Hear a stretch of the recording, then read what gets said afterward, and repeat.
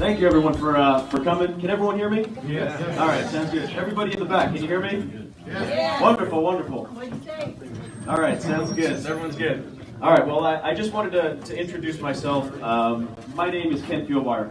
I'm the regional field director for the Arizona Republican Party here in the West Valley. So in a nutshell, what that means is all the volunteer mobilization, the voter contact efforts, the door-to-doors, the phone banks, getting out the vote to ensure Republicans do win. That's my job here. But what I'd like to do also, just to do some opening remarks, I had Sam reach out to me, Sam Darmo, as everybody knows, and I looked into the Assyrian nation and the Assyrian people, and it was my fault. I guess maybe it's the school's fault for not teaching me history enough. And I looked into the Assyrian community, the Assyrian nation, and I never learned about the Assyrian nation and what everybody went through. And what I found was that they're hardworking people, good conservative values. And what I also found was descendants of a great empire is what I found, and inventions and contributions to some of the greatest things in society. And just to mention a couple was the wheel, the alphabet, contributions to astronomy and the law. And this is stuff I never learned in school. And I just love this job because you get to meet so many new people, so many new cultures. And it's opened me up to meeting really great people. So I do just want to give it up, a round of applause to the Assyrian community that's come here today.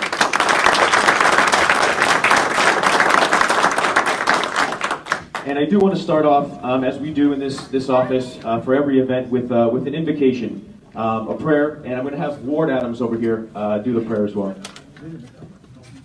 So if everyone could just please rise. And would the gentlemen please remove your hats?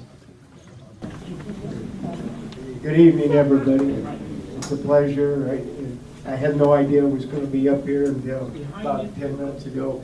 But it's so good that we all come together, and it's all for a common purpose. And what we're trying to accomplish, okay? And get behind the people that are running for office, and let's ensure that we do our part to make this a wonderful election, because our president needs it and deserves it for all the hard work that he is doing for this nation, okay?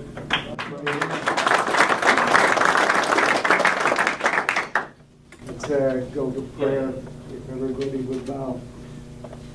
Oh God, how we thank you for everything that you allowed us to become and to be here tonight, and to be as one, the Assyrian nation and all the rest of us, that that we can be one, and we're here for this one common purpose, and that's that we continue to make this nation great again.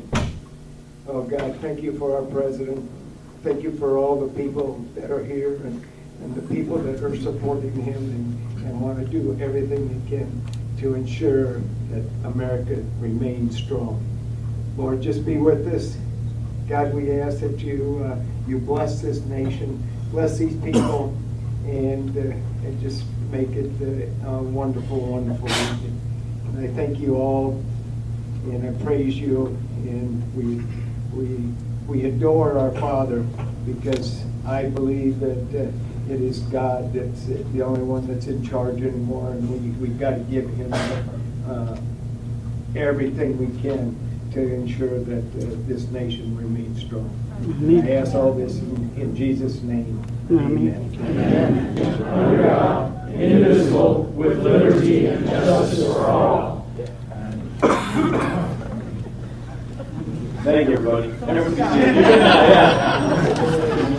think that's it for all this. And I'd love to introduce, as everybody knows, Sam Darmo, the chairman of the Assyrian Coalition. Say a couple words here.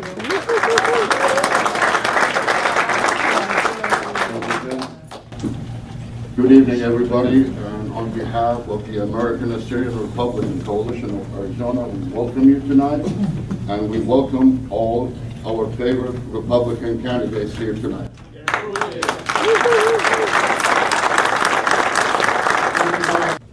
Take a moment to say that our thoughts and prayers go out to the victims and families of this horrendous and barbaric anti-Semitic attack on the Tree of Life Synagogue in Pittsburgh last Saturday.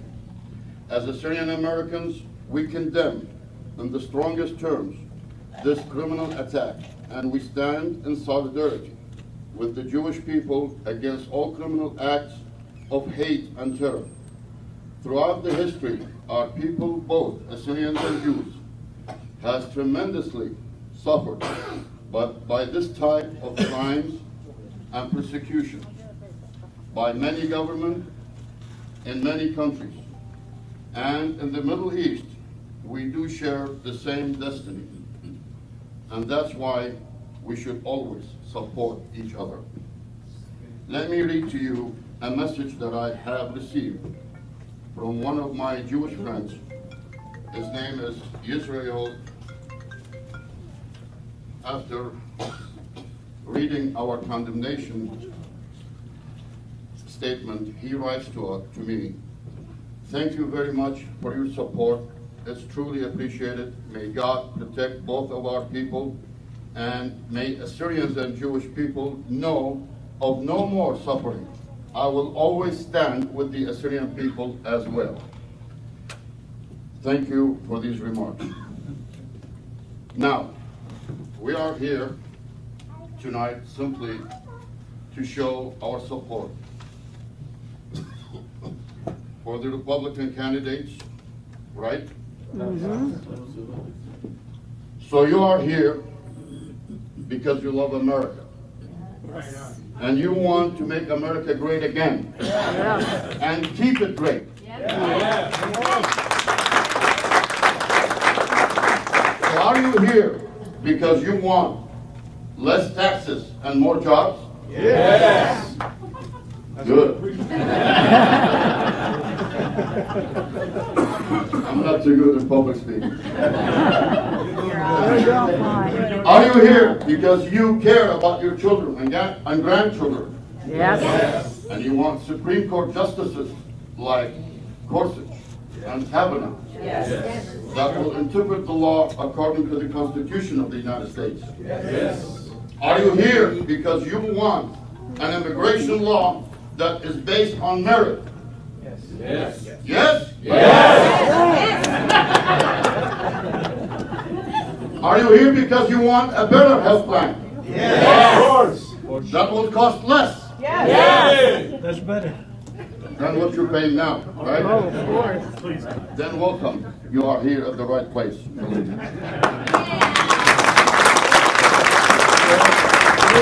Please, for those of you who did not vote yet, make sure you vote. Your vote counts.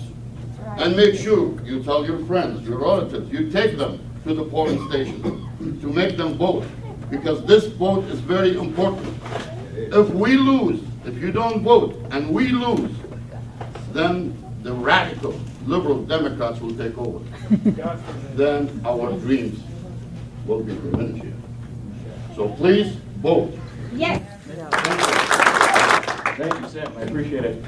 And also, I want to introduce the chairman of this wonderful party, the chairman of the Arizona Republican Party, Jonathan Lyons. It's great to be with you this evening, and I appreciate everything that Sam has said. He's a natural leader, and I am very grateful for him stepping up to be the leader of this coalition. You know, it was probably 3 weeks ago that I attended the first ever Assyrian Food Festival. I put on an additional 2 or 3 pounds. All in the name of building the party, as I've done throughout this cycle. And I was very appreciative for the hospitality that was shown. And out of that event, we have formed a brand new coalition. And I'm thinking back to a couple weeks ago, or actually a week ago. It seems like a month some days, that we had the President of the United States here. And as I had the opportunity to visit with him before we had lunch, he asked me what we were doing. It was a follow-up conversation to an earlier opportunity that I had to visit with him in the White House. He said, "So what are you doing?" And I talked to him very briefly, and I said, "But we're building these coalitions." And he goes, "What's your newest coalition?" And I said, "It's the Assyrian coalition."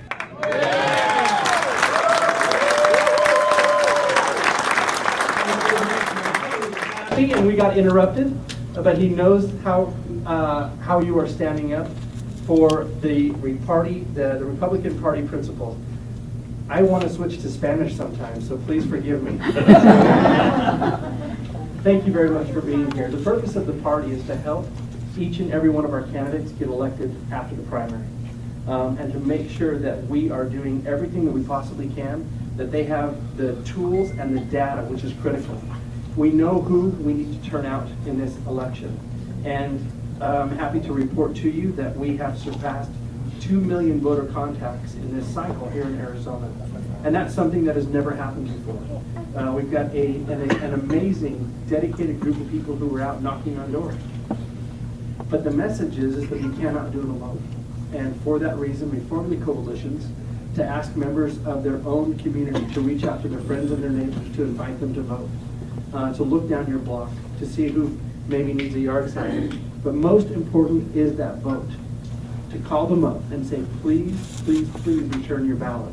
Please vote for the principles that will continue to guide this nation so that we do indeed get more justices that will not interpret the Constitution, but they will make decisions based upon the original concept of that Constitution, and to be able to keep this a free land from now and forever.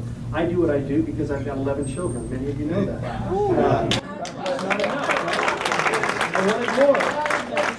Thank you. Keep praying for me. That's the Rhines Family Coalition.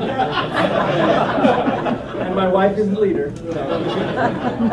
Thank you very much for being here tonight. But the most important thing is talk to your friends and your family and make sure that they turn out for our candidates. We have amazing candidates that have dedicated, being in public service, it's not a glamorous life, right? You give up a lot of things, you give up some family time. But they're here because they love this state and they love our country. So please help me in supporting them by inviting people to show up and vote. And thank you very much for being here this evening, and God bless each and every one. God bless you. Thank you. And then also we have the chairman of the Maricopa County Republicans as well, who's done a lot of good here in building these coalitions as well. Chris Herring.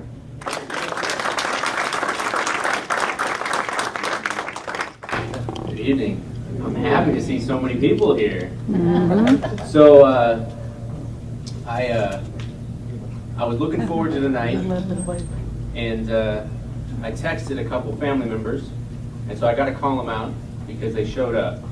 So Johnny and Belsim Albazi, this is my son's aunt and uncle, and my son is not Assyrian, but he is Iraqi.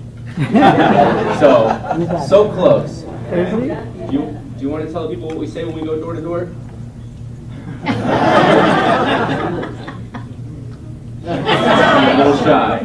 He's not shy when we go door to door. This is the youngest Republican volunteer right here.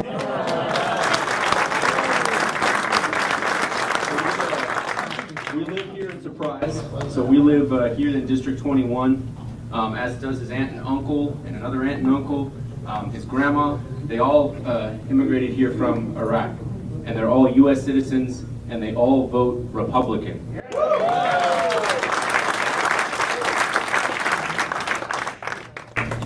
I can't tell you how important these elections are for the country, for Arizona, and even for our local communities here in Maricopa County. It's a clear difference between what the Republicans are standing for and what the Democrats are standing for. The Republicans want a free society. A free society means the individual gets to choose what they do, how they raise their children, what church they attend, what schools their children attend, how to run their businesses. That's what a free society means. The Democrats want to relabel socialism. They want to call it democratic socialism, like it's somehow better. And what that means is they want to tell you how to spend your money, where your children can and can't go to school, how you can and cannot pray, what you can't say in the public square. And that's un-American. So it's not just fighting for laws and policies. We are really fighting for the history of our country and what we've built over the last 230 years. So we need everyone involved. We need you talking to your friends and your neighbors that maybe you haven't talked politics before. Maybe you've never talked about upcoming elections, but we need you doing that. That is the most effective way to get out the vote, is for somebody that you know to hear from you to say, I've already voted, and I voted Republican, and this is why. And tell them what it means, and tell them what those values are that we cherish. It's going to be close races for a lot of the people you're going to hear from tonight. Some of them may not know tonight if they're surely going to win. And we need to make sure that all of them do. It's very, very important. So I appreciate you coming out. I'm glad that you're here, that you're hearing from us, that you're listening, and that you're supporting the Republican principles that we stand for. So thank you all very, very much.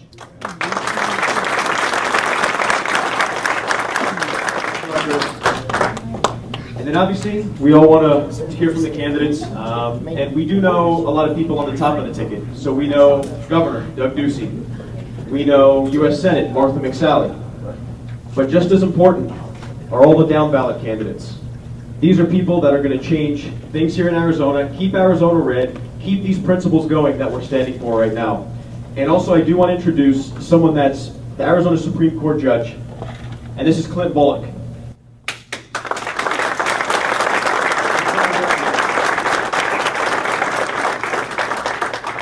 So much. It's such a pleasure and an honor to be with each and every one of you. Let's hear it for Sam. What a rock star.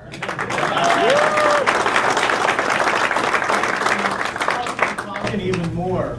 I am always humbled and excited to be with so many people who are either first or second generation Americans, because you are so much closer than many of the rest of us are to the decision to come to this country because of freedom.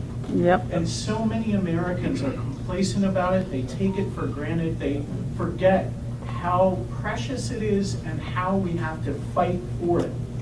And one major part of that is defending our Constitution. How many of you watched any part of the Kavanaugh hearings?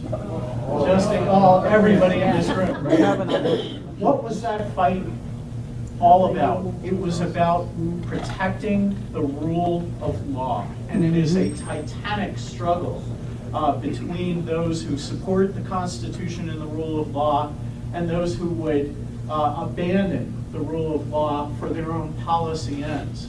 Right here in Arizona, I'm very excited to say that Governor Doug Ducey has invested more capital in appointing judges than any governor I've ever seen in any state before. And the application process for being a judge under the Ducey administration is amazing. He interviews every single person who is nominated for the job of judge, from trial judge to the state Supreme Court, and he spends 45 minutes asking questions largely about your constitutional philosophy. And as a result, we now here in Arizona have a judiciary that believes deeply, not only in the United States Constitution, but in the Arizona Constitution as well.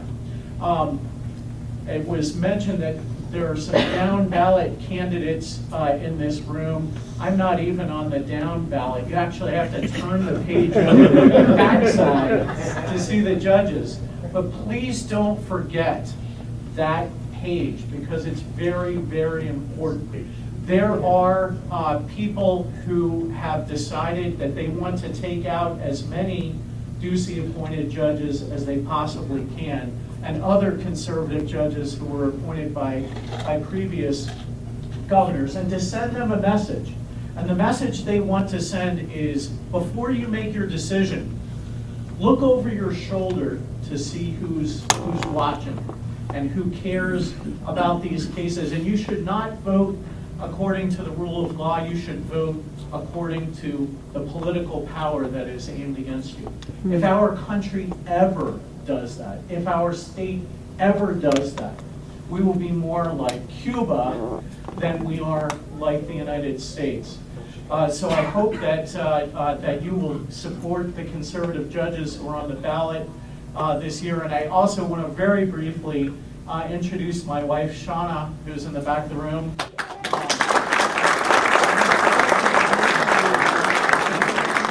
Shauna is a candidate for the state legislature in LD20, which is right next door. As a judge, I am not allowed to endorse my wife. And I am not allowed to say good things about her in a political context, but I am allowed to kiss her.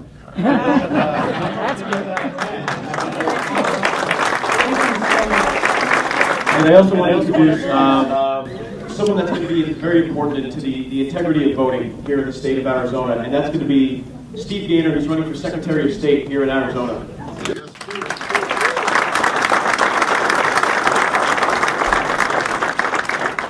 It's a pleasure to be here tonight, and especially to address all of you and your community. I want to tell you just a little bit about myself, the office I'm running for, why I'm running.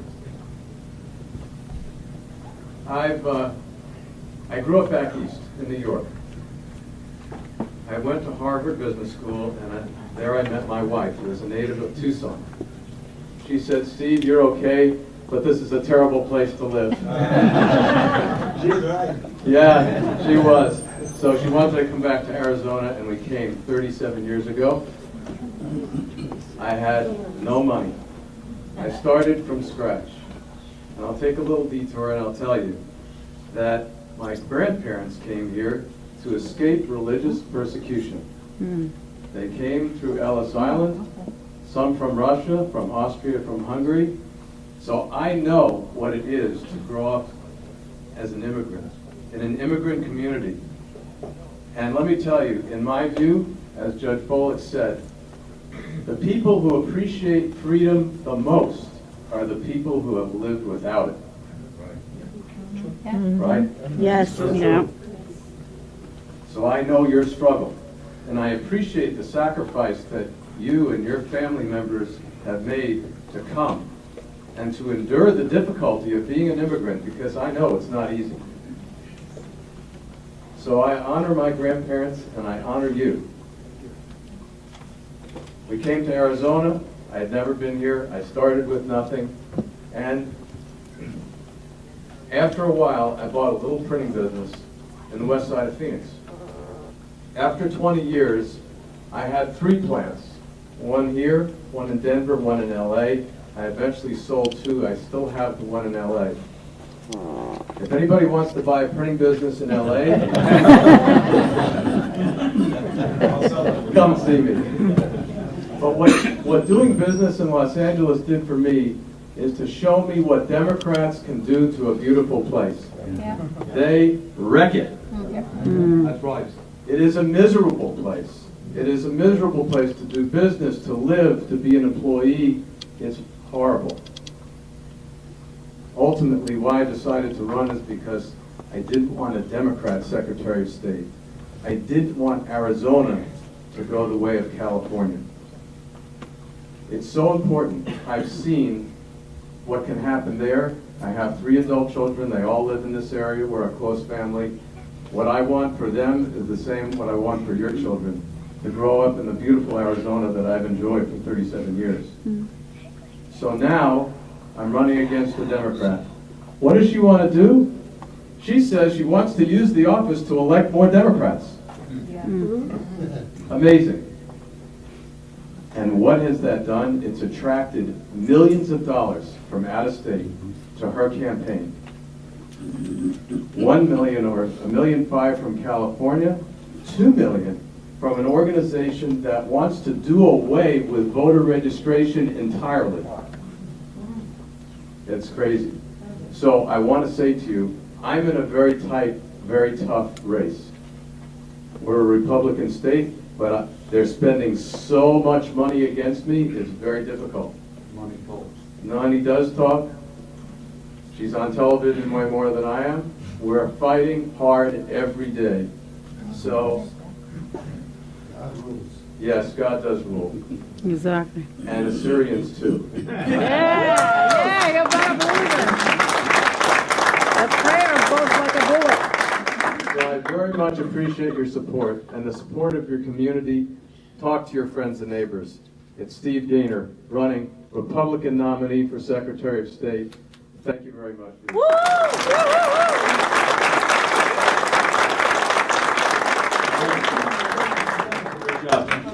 then I also want to introduce, if anyone has lives out here in Congressional District 8, you know that she won a special election against the Democrat back in April, and is already known as one of the hardest workers in Congress, and that's Debbie Lesko.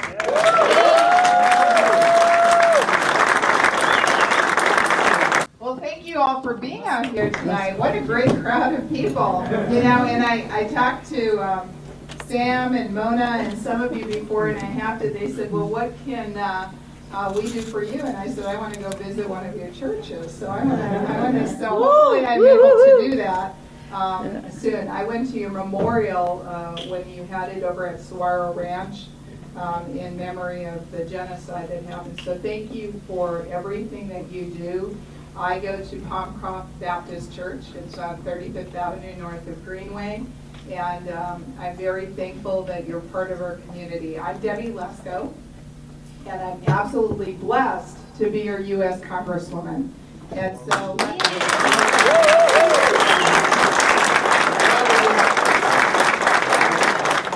last December, I was serving in the state Senate.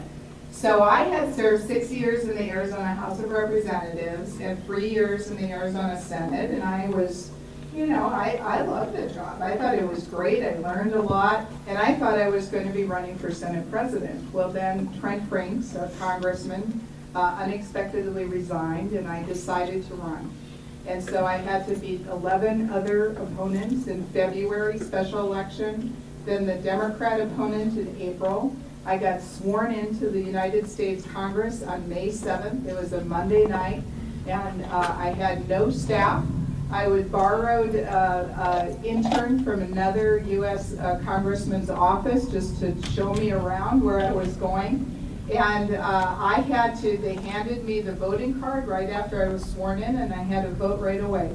I had no orientation. I just had to jump in and do it. And so I really hit the ground running. I set up 2 offices, one in Washington, D.C., and the other one here in Glendale. And it's on about 70th Avenue and Bell Road, and there we help people with all types of things, including immigration issues, IRS issues, Social Security, Medicare, all of these different types of things. I'm going to leave my official business card over on that table over there so that if you ever want to call either a district office for help or Washington, D.C., if you ever decide you wanted a vacation in Washington, D.C., we do White House tours, we do U.S. Capitol tours, so please call our office.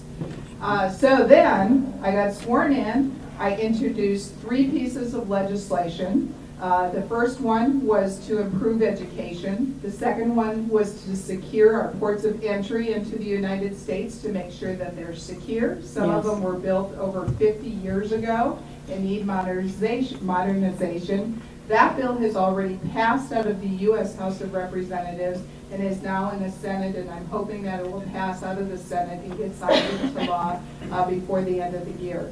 The other bill that I introduced was to protect Social Security and Medicare for the people that are relying on it now and to work to preserve it for future generations. I am a pragmatic conservative.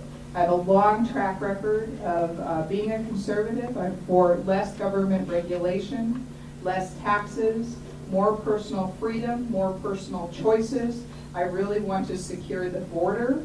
I think people should come here legally.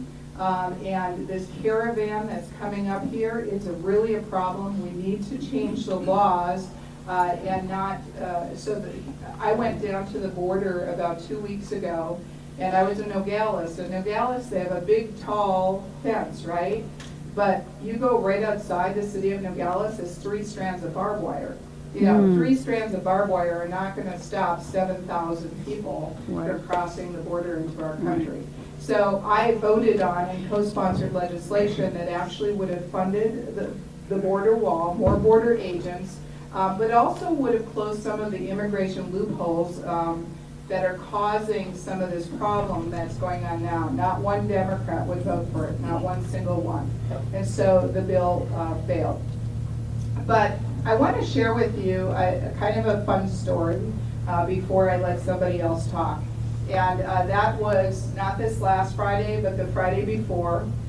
the White House contacted me and said, Debbie, you can either go to Luke Air Force Base, which is right here in this side of town in our district, and you can be with President Trump in a round table to talk about defense and the F-35 and Luke Air Force Base, or you can go to the President Trump rally that was way the heck over in Mesa, right, way on the east side of town. And they said, you have to pick one or the other, because you don't have enough time to drive from Luke Air Force Base all the way over to Mesa and get there in time to go through security. So I picked Luke Air Force Base. So I was able to be in a round table, and it was just a conference table with President Trump, and Martha McSally was there, and the defense industry was there, the Secretary of the Air Force was there, the Secretary of Commerce was there, and it was a really nice event. And I heard that there were some helicopters that were taking not only the president, but his staff from Luke Air Force Base over to the rally. Well, I tried every which way to get on one of these helicopters. I called everything. I called I talked to the people at the White House. I talked to the majority leader, Kevin McCarthy, the U.S. House Majority Leader, and it was a no-go. I was trying at the very last minute. I was texting people. They're like, nope, you can't get on a helicopter, right? So I was like, okay. So I'm in the defense roundtable with the president, and the thing wraps up, and the president says to me, hey, Debbie, are you going to the rally? And I said, I would love to go to the rally if I could get a ride.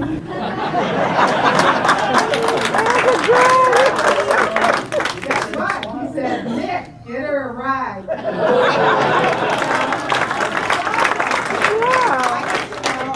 Osprey, helicopter, it can convert to a plane as but anyway, they kept it as a helicopter. The back was open. And I was sitting with people, I don't know who the heck they were. I think they were the staff of President Trump. I don't know who they were.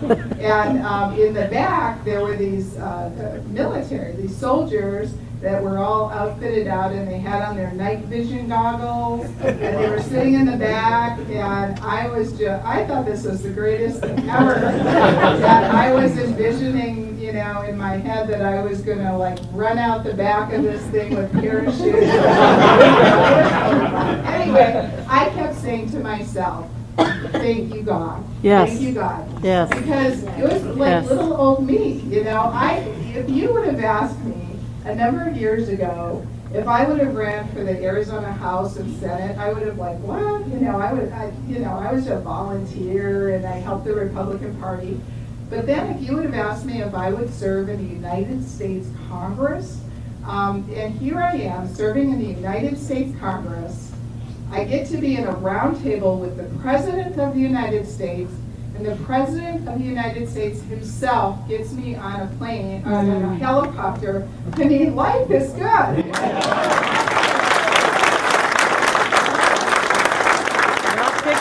I'm so glad that you are here and part of hearing from other Republicans.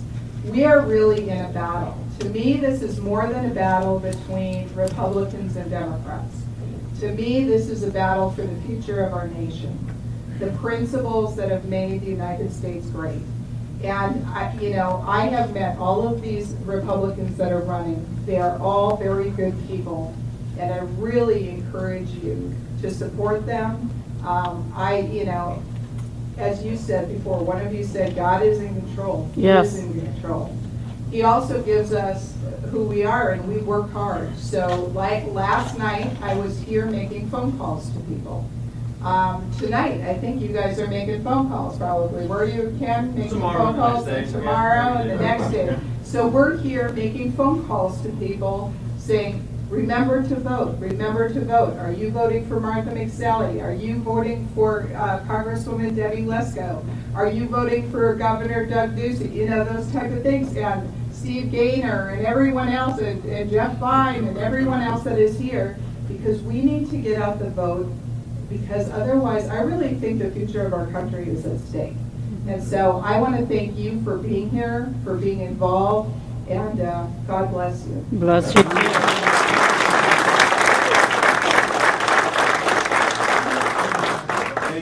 still. And I love that story. And when I know, and when I hear that story, it just reminds me of how much of a quality guy that President Trump is. It's an honor for me and to be in a room with people that think the same way, and I'll fight to the end for the guy. So that's just me. Yeah. I'll bring up another quality gentleman, and this man is Rick Gray. He's in the state senate here in legislative district 48.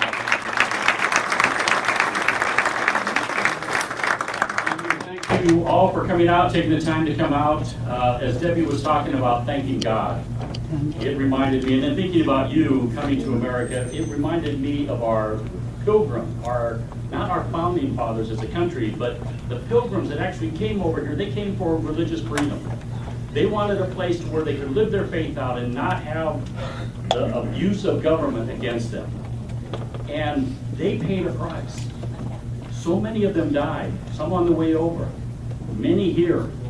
There's always a price to be paid. But when I think of that, and then I think of our founding fathers, when I think of that, that's when I say, thank God.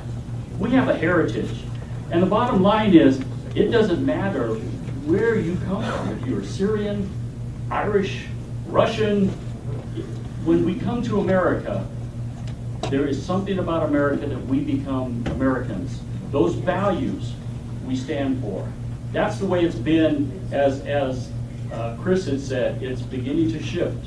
We're losing that freedom, we're losing those values, and it's critical that we do everything we can to maintain that.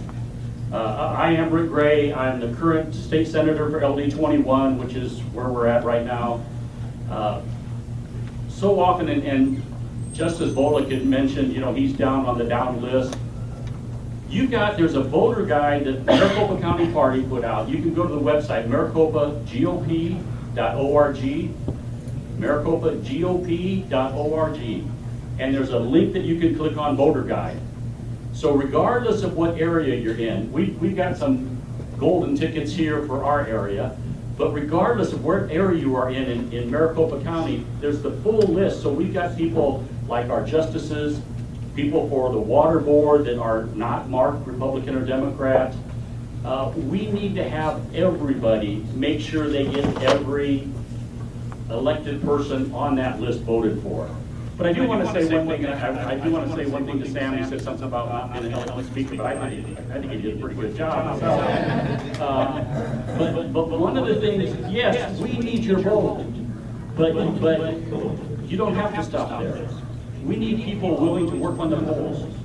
We need people that will be willing to pick a poll location, coordinate so that everybody's not at one. And we've got golden tickets that you can just hand out. You can talk with people. We need people that are willing to put up signs at polling places. There's so much more than just voting. And everybody, I encourage everybody to do as much as you can. Everybody's not going to be able to, everybody's not going to run for office. There just aren't that many of us that are that crazy. I'm thankful that there are people. I'm thankful that Steve was willing to invest in something that was important to him, which is our state. But everybody can do as much as possible. Voting, to me, is the minimum. Again, getting out, encouraging your neighbors and friends. That's pretty easy. But again, passing out golden tickets, making sure that everybody down the line, from our justices, our water board candidates like Rory, who was up here earlier, we need to get everyone elected. Because, and I mentioned this earlier one time, politics is a team sport. It's a team sport. But when you've got a team like a baseball team, if any of you were Dodger fans, I'm sorry that they lost the World Series. I've got a son that is a Red Sox fan, so I'm very happy. But if they lose a game, it's just a game. If we lose a little bit of our freedom. And if it keeps up, it's more and more freedom that we lose until we find out we don't have freedom anymore. America is not the freest place in the country, in the world anymore. It takes work, it takes effort. And for me, I'm extremely encouraged because you had the commitment to come out tonight, to listen to people who are running.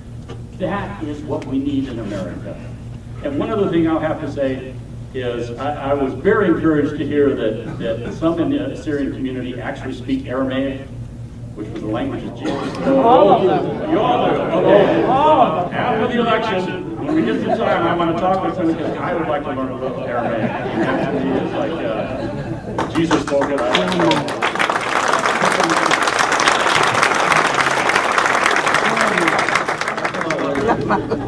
And a lot of what we're talking about today, what we're noticing is it's all about integrity for the Republican Party. No matter what candidate, top of the ballot, down the ballot, us right here, it's all about integrity and our principles. And who I want to introduce next, he's Corporation Commissioner, and it's going to be Justin Oshel.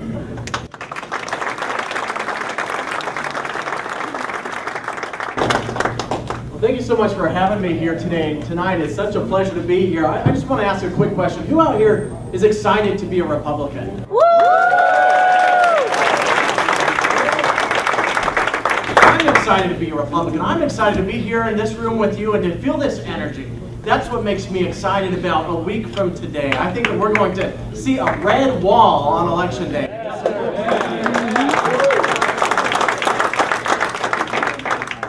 Justin Olson. It's an honor to be here with you today. As was mentioned, I currently serve on the Corporation Commission. It was an honor to be appointed by Governor Ducey in October of last year. Now it's an honor to represent you as your Republican nominee on the general election ballot. Rodney Glassman and I are your two Republican nominees, and we look forward to serving you on the Corporation Commission and ensuring that we have safe and affordable and reliable utilities. Just tell you just a little bit about myself. I served in the state legislature. I served with Congresswoman Debbie Lesko when she was in the state legislature, Rick Gray, and these other fine folks that you've heard from tonight. And I just want to remind you, those of you that may have been here in the early 2000s, who was here and remembers living under Democrat rule of Governor Napolitano? Just a show of hands. Yeah, several of you. Some of you may have moved here since then, so you may not be aware of the history. But we can look to history and we can know what will it be like if we fail to turn out Republican voters by Tuesday of next week. What did Governor Napolitano do? She spent our state into bankruptcy. She increased spending by more than double the rate of growth of population and inflation. An absolutely unsustainable rate of growth. And what happened? We ended up with the largest budget crisis of any state in the country. $3.6 billion budget deficit, unprecedented. No other state had a budget crisis that large as a relative portion of their budget. That's what happened. She spent us into bankruptcy. Well, I served as the appropriations chairman in the first year of Governor Doug Ducey's term. And do you know what Republican leadership on the ninth floor did? What did Republican Governor Doug Ducey with Republicans, conservatives in the state legislature? We delivered the first structurally balanced budget in many years, meaning that we enacted fiscal responsibility at the state legislature. We were living within our means, and now we've got a surplus. Now the state can grow at a sustainable rate, and we can address the priorities of government services all across the state. Did you guys know that Arizona actually has 5 of the top 10 high schools in the entire country? Wow. You guys aware of this? We've got great, high-quality services here in Arizona. Yeah, that world-class educational opportunities here in Arizona. That's what Republicans and conservative leadership has been able to deliver for Arizonans. World-class educational opportunities. I served in the state legislature where I was an advocate for the taxpayer. I was recognized by conservative organizations as a champion of the taxpayer. I cut your taxes, sent a bill up to Governor Ducey that continues to reduce your income taxes every year to account for the impacts of inflation. I've got a 100% pro-life voting record and an A+ rating from the National Rifle Association. A conservative record.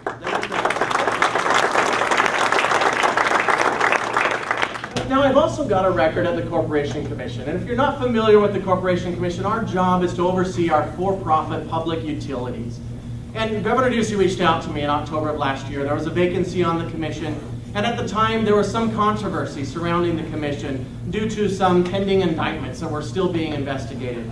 And, so I had some hesitation when the governor reached out to me, but I was really struck by what he said. He said, Justin, in these circumstances, the #1 priority that I have in filling this vacancy is to ensure that I fill this vacancy with someone who I'm confident will serve with the highest standards of ethics and integrity. And I was very humbled. I was very honored that in those circumstances, the governor turned to me to fill this vacancy. And that's been my number one priority on the commission, is to serve in that manner, to serve with the highest standards of ethics and integrity. But not only serving in that manner, I've also been championing policies at the commission to increase accountability and transparency. I voted for the first ever Commissioner's Code of Ethics and voted for an amendment that would prohibit commissioners from accepting campaign contributions from the entities that we regulate. I think that that's step number one. The public needs to be confident that the commission is not unduly influenced by the utilities that we regulate. So I've been advocating for those policies, but most importantly, I've been advocating for lower rates. Now, who in here feels like you pay too much for your electricity or your water or your gas? Absolutely. We've got to make our utilities more affordable. Advocating for the commission. I've got an MBA in finance and years of experience in the private sector, and I'm happy to report to you that I got to the commission and I heard loudly and clearly from folks who felt like that we needed to increase the affordability of our utilities. And so I led the effort to require our utilities to come before us, reduce their rates, pass their income tax savings on to the ratepayers.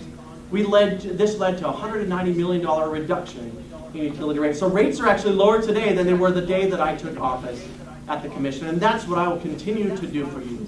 Be an advocate for the most affordable rates possible while ensuring safe and reliable public services. But I just want to leave you with one final thought, and that is why I think that this election is so critically important. And it's been touched on by many candidates here tonight. It's because the future is at stake. We've talked about freedom, how important these cherished freedoms that we hold dear as Republicans are to us. Because it's not just our freedom, it's the freedom of our children, our grandchildren, and generations to come. And you can look to the U.S. Senate. Who can tell me how many Republicans do we currently have in the U.S. Senate? Anybody out there know the number? Yell it out, 51 Republicans. The balance of the U.S. Senate is at stake, and Arizona is ground zero. If we want to pass on a strong and a free country to our future generations, we've got to ensure that we elect Martha McSally. We've got to ensure that we send Governor Doug Ducey back to the ninth floor, because the very future is at stake. I look at this portrait of Ronald Reagan here hanging on the wall, and it reminds me of what he taught us.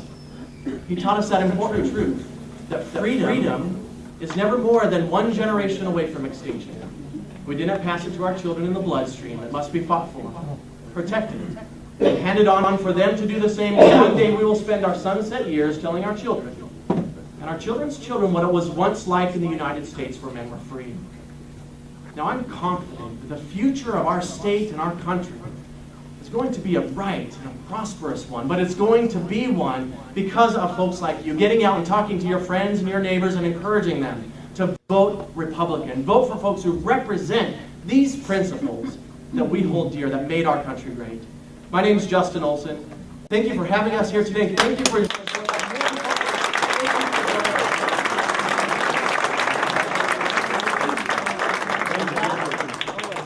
Vote for Justin Olson, Corporation Commission. And then also I do want to introduce, there's another gentleman that's also running for Corporation Commission. He's not here today, his name is Rodney Glassman, but I have Mark Bretz here, is here to speak on behalf of Rodney Glassman.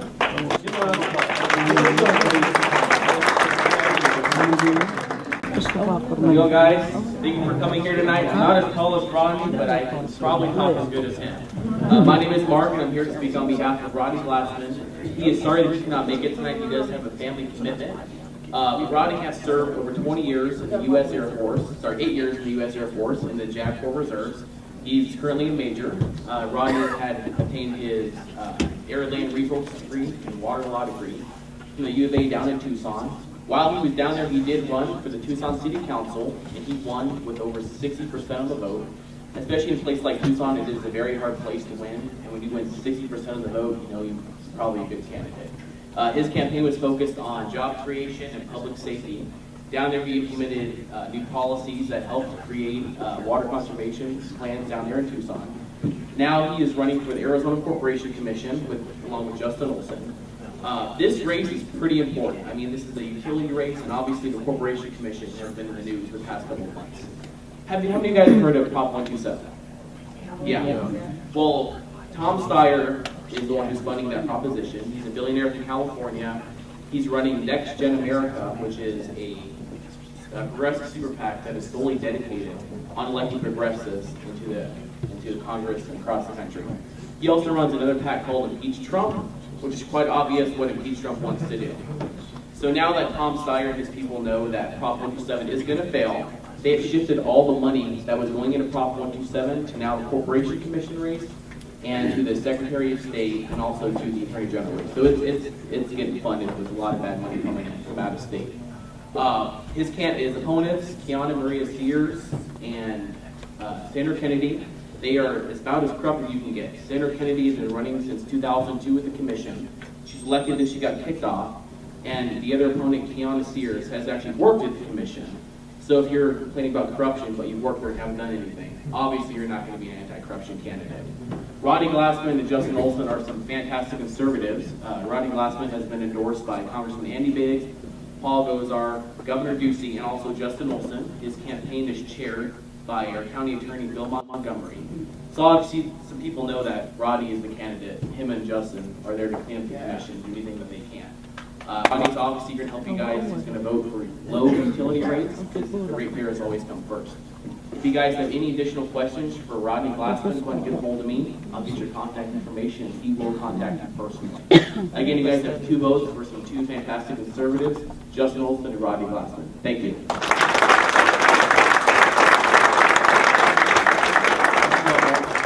I believe he's only 19 years old, right? 18. 18. Sorry about that. Wow. One day he'll be president. I do want to introduce. I want to introduce the gentleman who did the pledge for us, and he's running for Central Arizona Water Commission, and it's going to be Rory Van Pocky right up here.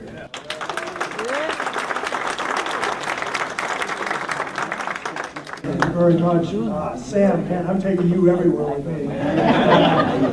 I'm running for Central Arizona Water Conservation District. How many people drink this every day? We all do, right? 40% of our water comes from Central Arizona Water Conservation District. I ran last time. It's non-paid, nonpartisan. I learned it wasn't nonpartisan. 2/3 are Democrat, and Terry Goddard is running again for the seat. Tom Steyer is even involved in this race. The Environmental Defense Fund just put $285,000 into this race on the other side. They didn't call me. So this is on the radar. It's very important. Like I said, water conservation is very important. I have a lot of experience going to seminars, working with the Arizona Department of Water Resources, Salt River Project, and attending conferences. I've been endorsed by Congressman Paul Gosar and Congressman Andy Biggs and Pam Pickard, who's currently on the CAP board and board member. So I ask for your vote on November 6th. Tell all your friends. I recommend start at the bottom of the ballot. They say bottom, I'm down there with the judges. Start down there and work your way up. Research, I'm telling you guys, there's 14 people running for 5 positions. It's important you tell your friends. Remember to vote for me, Rory Van Pocky, like hockey. Thank you very much. And then next I want to introduce a fine man, a fine candidate, and his name suits him because he's running for Maricopa County clerk, and that's Jeff Fine.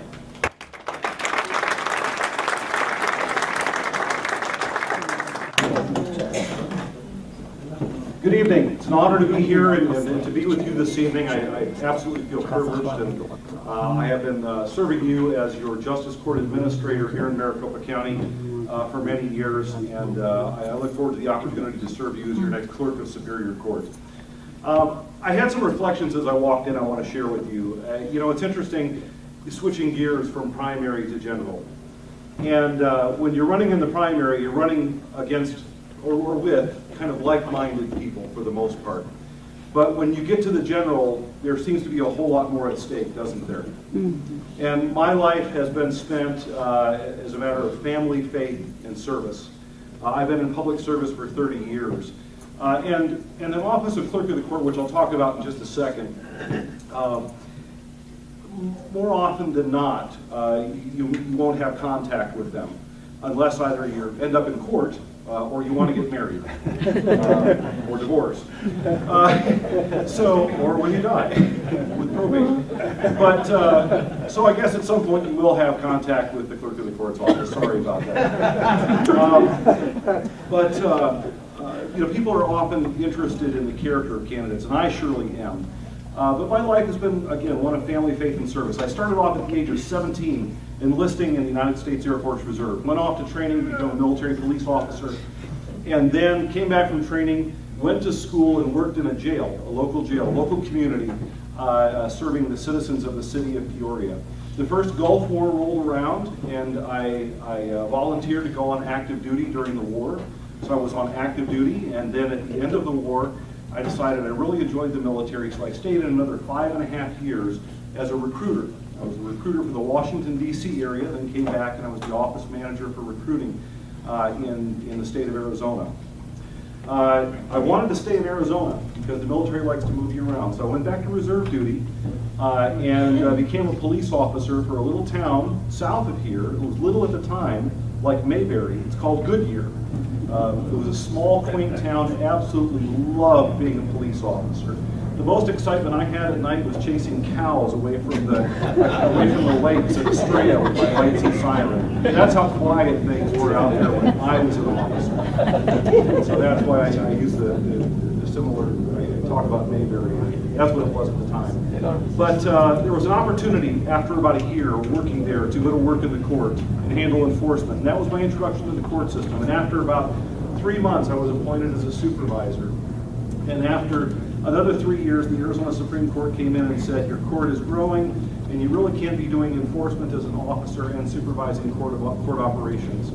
And so they created a position called a court administrator, and it oversees all the non-judicial operations of the court. So that's what I did for the next 10 years. I grew the city from a small city to a large city, focusing a lot on things like change that makes sense. You know, when I first got to the court, they were handling the money, all the fines, on 3x5 cards, and at the end of the day, they were handling how it was distributed on a spreadsheet, all manually. 3 hours. You know, we implemented technology when I got there that took that down to simply seconds. So instead of spending hours, taxpayers paying somebody, a public servant, to handle the math, you know, one row at a time, we actually, applied technology and sped things up and made things more efficient and effective. I was there at the end of the 10 years. The judges had said, we really think you should become a judge. Several judges had encouraged me, and I ran to become the Justice of the Peace for the Southwest Valley. And in 2010, I was elected the Justice of the Peace for the Southwest Valley. The busiest court in Arizona at the time, 24,000 cases my first year as a judge. I was on the bench all day and usually doing motion practice and in my office for 4 to 5 hours per night. I was working 12 to 13 hours a day, which to be honest with you wasn't much different than when I was in the military and doing other things. It just carried forward. And so I was the highest rated judge according to a survey in 2013 in 2 out of 3 areas in Maricopa County. And I had a couple judges come up to me and said, we would really like for you to become the county administrator over the justice courts. We like what you're doing, and we would ask you to apply for it and consider it. And so I did, and for the last 4.5 years or so, I have been your justice court administrator. Now this is where I just want to give you just a few examples as I conclude about my approach to government and how it does affect you.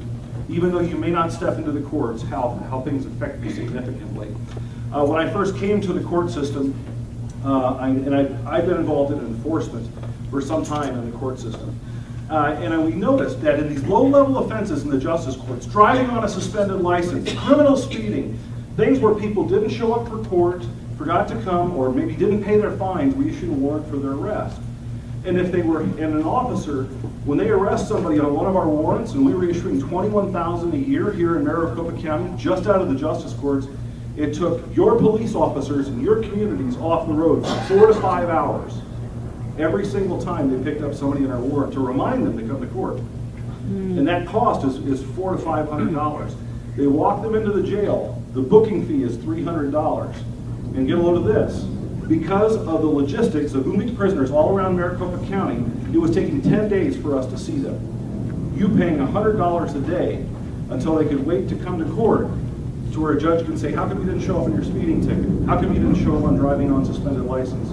Studies show that after 2 days, individuals lose their job. After 5 days, they lose their housing, okay? These are minor offenses. You're paying $1,500, $2,000 to have somebody wait to see a judge to take care of a minor offense. So, you know what we did? We said, why is it taking 10 days? It just takes a fleet of vans and officers. Why don't we use some technology? You know what we did?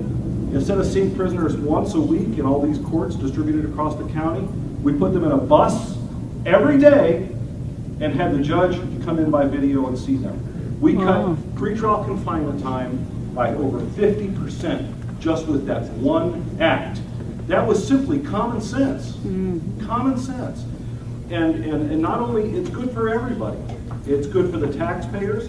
It's good for the individuals that are in trouble, the defendants, because they could probably keep their job and they have a better chance of actually resolving and getting their life straightened out if they're not in jail for 10 days on a minor traffic violation.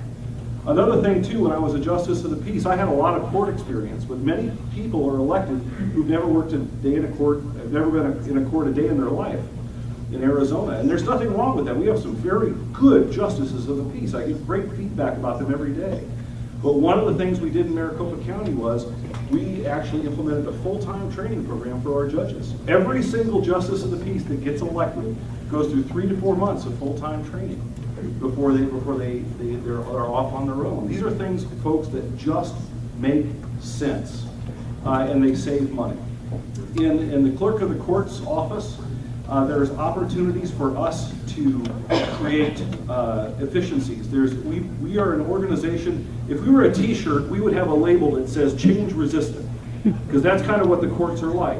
I can do absolutely everything. I can buy things. I can get reminders of appointments. I can do just about anything except, for the most part, interact with certain aspects of government, and especially the courts, on my mobile device. Yeah. You know, you should be able to take care of a traffic ticket on your mobile device. You should be able to file something. You should be able to pay a fee. But in a lot of ways, you can't. You have to take a day off of work in one of the largest counties in this country, drive to downtown Phoenix, try to figure out where to park when you've never been down there before, and navigate a campus that's almost a mile long, and find out where you need to be and what you need to do. It's an intimidating system for all of us. And it's a particularly intimidating system for people who do not have transportation, who do not have resources, or are scared to come to court. And that's why I'm looking forward to opportunities to expand technology, to create more services online so that people have access to justice. That's what it's all about. It's fair and it's the right thing to do. My final words are this. As I started, I told you, I said, I reflected my 30 years of service. There's so much that I spent time fighting for. There's a lot of things that I spent time serving my community. I care deeply about you. I care deeply about serving you. And there is a lot on the line for me personally. Because, you know, I've invested 30 years of my life in serving others at the expense of my family being gone 12 hours a day, 6 days a week. And so, but I love our country, and I'll tell you, I love Arizona. It's an honor to be here. Thank you so much.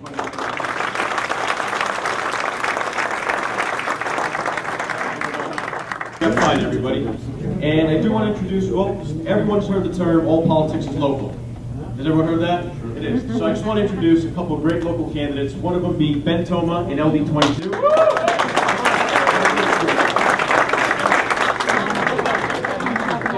I think I have to clarify something first. That's right, yeah. So I'm going to let you down right at the beginning and let you know that I am not in fact Assyrian. Although I have heard that Toma is an Assyrian name as well. So I am Romanian actually. So I was born Benjamin Toma, which and I'm actually like many of you, if not all of you, I'm also an immigrant. I came when I was 9. My parents left Romania probably because of the same sort of reasons you guys left Iraq and the areas that you're from.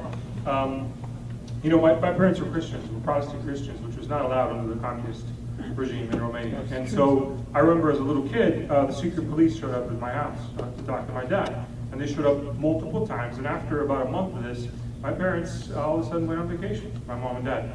And we didn't see them for another year and a half, almost 2 years. And they came here. They came through the process. They actually crossed through from Jordan to Syria to Istanbul, waited there for a while. Anyway, long story. They came here, and I'm willing to bet that they came here for some of the same reasons you guys came here. And that wasn't Social Security. It wasn't welfare programs. It wasn't any of those things that you're now hearing some of this caravan and some of these other people coming here trying to come to this country for. You came here probably for the same reasons my parents came here, which is freedom of religion and freedom to pursue happiness, to pursue work, to pursue fulfillment, to make a better life for us, their children, right? Which is what I'm assuming you guys are probably looking for the same thing, and looking for the same thing for your children as well. You know, again, English is my second language. I remember sitting in class staring at the teacher when we got here. I had no idea what she was saying for the first few months. But you know, kids are resilient. You guys have no doubt have seen that. You learn pretty quickly. I've lost most of the accent, as you can probably tell. But you know, there's hope in this country for you and your children as well, as you know. There's economically, I'm sure you guys are doing well. The reason I'm sure you're doing well is because you're here and not, you know, at the Blue gathering somewhere else.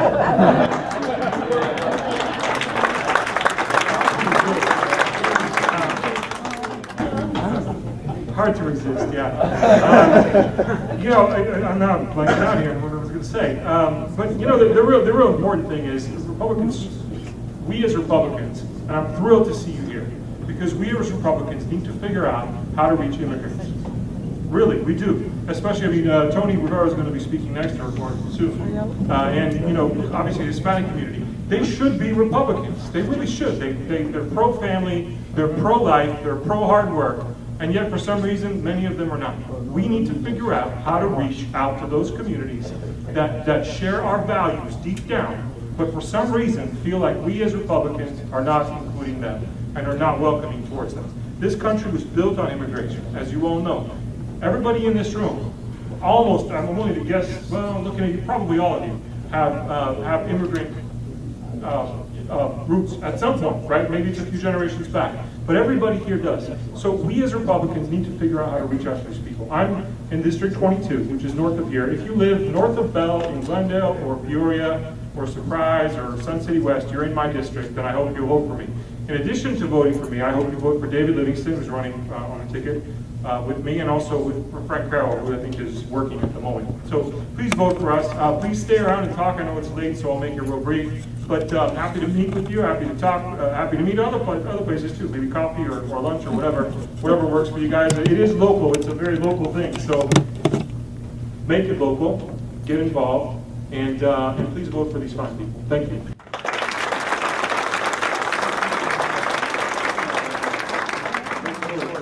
And then Ben mentioned as well, I do want to introduce Tony Rivero, Legislative District 21.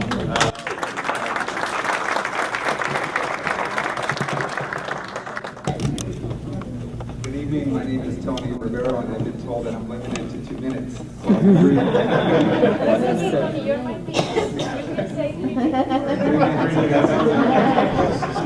Very quickly, born and raised in the state of Arizona. I've lived all my life in the city of Peoria. Married, have 5 children, and this is my second term serving at the state legislature. Before that, I served on the Peoria City Council. And without repeating with much that has been said tonight, I share the sentiment of everybody who's been speaking. I support less government, pro-life, pro-family, support small businesses, support less regulation. And I've done this both as a city council member and as a state legislator. I represent District 21. My colleague in the Senate is Rick Ray, and my colleague in the House of Representatives is Kevin Payne. And as Ben Toma, who's also a colleague of mine at the legislature, mentioned, obviously I'm from a Hispanic background, but I share some of, I feel that I'm part of this community, and the reason for that is I too are a son of immigrants. My parents immigrated from Mexico, from the state of Chihuahua and the state of Sacramento, many decades ago, for an opportunity that we all seek, which is liberty, freedom, to look for opportunities that are going to be a benefit to our families. And the reason that I'm a Republican, and I'm proud to say that I'm an American, is This country has given me every opportunity that I wanted and that I aspired. Never in my life did I imagine that I would be born in a country where I would have the opportunity to serve, represent, and be part of our policy making, like in the great state of Arizona. So I'm very humbled and I'm very appreciative to what this country has offered to me. And in closing, I want to thank Monica who invited me to participate in this event. I currently chair the International Committee in the House of Representatives, and I've had the opportunity through that committee meet leaders from different parts of the world. And I see this as an opportunity for me to reach out to you and learn what are your issues, what are your issues as family, what issues are you facing in the education aspect, and also as business leaders. I have some business cards, and I look forward to getting together with each one of you afterwards and talk about what's important to your community. And I know for the most part we all face the same issues, but I want to learn specifically what faces your community. So I see this as an opportunity, as the first meeting of many meetings that are going to come. So I want to thank everybody here who's come tonight, and please vote for me. Once again, my name is Tony Rivero. I represent District 21, which is the city of Peoria, most of it, El Mirage, most of Surprise, and Sun City. Thank you again.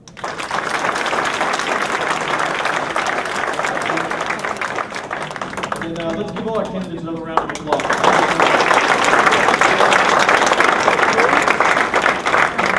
And I know it's late, but I do want to thank, I guess, Marlene Koshava. She's been filming this. Yes.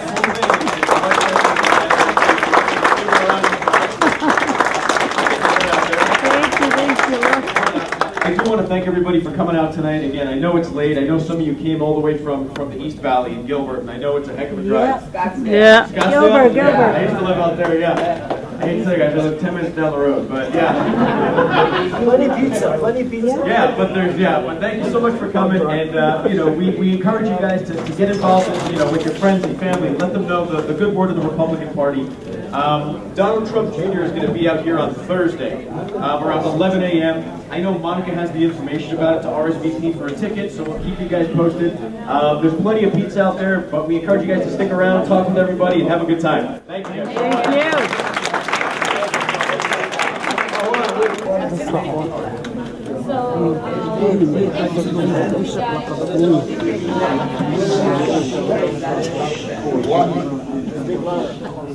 Voice. I want to thank everybody for coming tonight. Governor Ducey today, and he's very sorry that he couldn't make it. He had another event, but he is here in spirit, and he really is proud of you, as well as Martha McSally sent his regards, and also the other candidates like Anthony Kern and Nancy Barton. Also, I want to remind you that we have a lot of signs in the office today, and if you guys want to take it home, that would be awesome, so you can put it in your yard and you can give it to your friends and family. That would really help us. We also have an invitation for the candidates for this Sunday, November 4, and I will give you some details via email to go to the Assyrian Church, the Church of the East, and it's in Glendale. We have still a lot of pizza, and please enjoy the pizza. And I really want to thank you again. I really admire you. I'm very proud of you. Thank you. As a non-Colombian, I came from abroad like many of you, so I'm very proud of that you guys are here and that we can contribute to this country. And we have one more thing to tell you. It is an event coming on Thursday. So let me just give it back to you. Okay, so on Thursday morning in this office at 10:30, we're going to have Donald Trump Jr. Yeah. We are.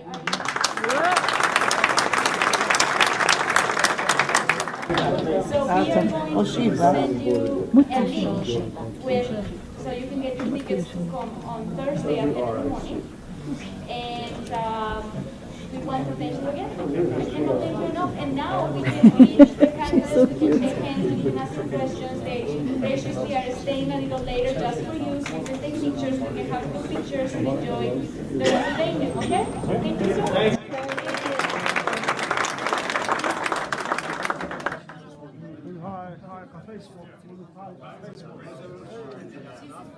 Say hi.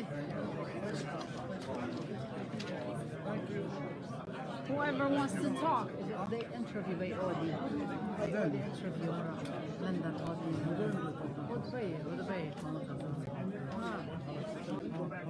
gotta go this way.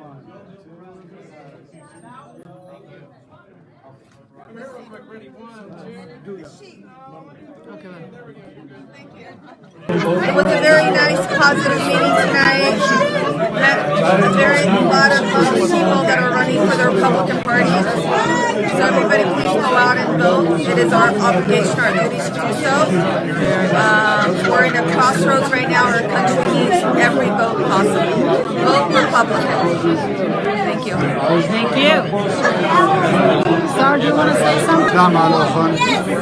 ويقتلكم زعما طايب وديتم فوت Republican Party كلها فوت وديتم Republican Christiane ويق votes Republican.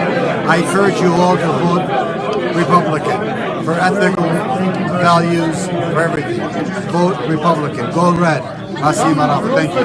Come on, everybody. Henry.